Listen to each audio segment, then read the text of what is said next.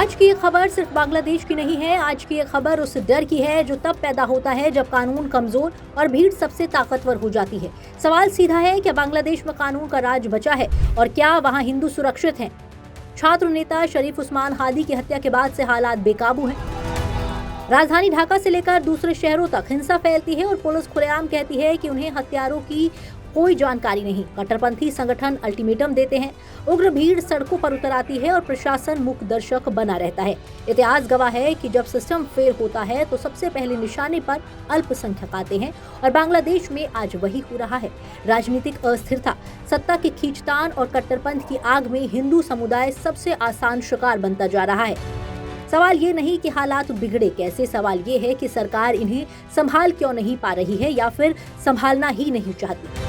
इस अराजकता की सबसे भयावह तस्वीर सामने आती है दीपू चंद्र दास की हत्या में। दीपू कोई नेता नहीं था, कोई अपराधी नहीं था, वो एक साधारण हिंदू युवक था जिस पर ईश निंदा का आरोप लगा दिया गया। किसने लगाया, किस सबूत पर लगाया, इसका जवाब किसी के पास नहीं।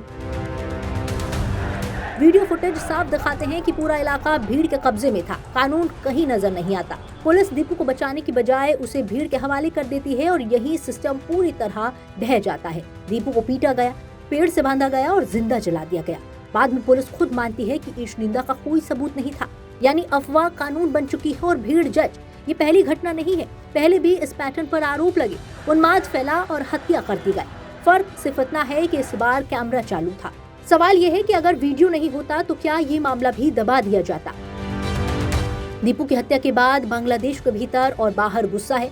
हिंदू संगठनों ने प्रदर्शन कर सिर्फ एक मांग रखी, सुरक्षा। लेकिन यूनुस सरकार के बयान जख्मों पर मरहम नहीं, नमक छिड़कते नजर आए। सरकार कहती है कि ऐसी घटनाएं दूसरे देशों में भी होती हैं, लेकिन क्या इससे बांग्लादेश की जिम्मेदारी खत्म हो जाती है?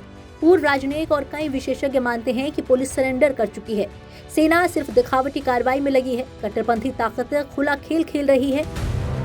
शेख हसीना सीधे तौर पर अंतरिम सरकार को जिम्मेदार ठहराती हैं और कहती हैं कि अराजकता का फायदा सत्ता में बैठे लोगों को हो रहा है, क्योंकि डर के माहौल में चुनाव टलते हैं और लोकतंत्र कमजोर होता है। जब लोकतंत्र कमजोर होता है तब भीड़ कानून बन जाती है। आज बांग्लादेश में हिंदू सिर्फ अपने धर्म की वजह से मारा जा रहा है। दीपू चंद्र दास सिर्फ एक नाम नहीं, एक चेतावनी है। सवाल सिर्फ बांग्लादेश से नहीं, सवाल पूरी दुनिया से है। क्या हम खामोशी से देखते रहेंगे कि किसी देश में अल्पसंख्यकों का कत्ल यूं ही होता रहे? और सबसे बड़ा सवाल, बांग्लादेश में हिंदुओं पर अत्याचार आखिर कब तक? ब्यूरो रिपोर्ट, जी मीडिया।